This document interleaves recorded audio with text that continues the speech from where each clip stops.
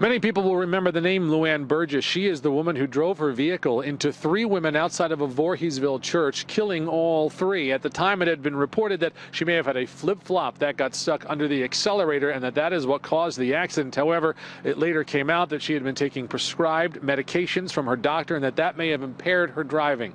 Well, the judge today in this case saying that those medications, which were likely responsible for what happened here, did not constitute the criminally negligent homicide to which LuAnn Burgess had pled guilty to. 3 counts of criminally negligent homicide. The judge saying that since she had never been formally warned by a physician that by taking these medications it could impair her driving, it was indeed not meeting the criteria for criminal negligence in this case. Now, what the judge sentenced her to, again, some people will call it a rather light sentence, but 5 years probation. During that period, she will not be able to drive a motor vehicle. She has also been sentenced to 600 hours of community service. The judge asking her to use that service to speak to community groups, seniors groups, about the dangers of using prescribed medication and driving while on that medication. He also hopes that she'll talk to state leaders about how things may need to change as far as what pharmaceutical companies do, as far as warning people who use their medications and what kind of implications it could have if they do that while operating a motor vehicle. Also, she will be required to file a lifetime forfeiture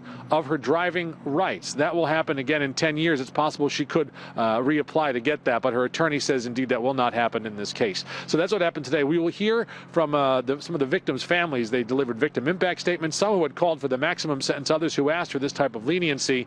Again, we will hear from them coming up tonight starting at 5. In Albany, Jerry Gretzinger, CBS 6 News.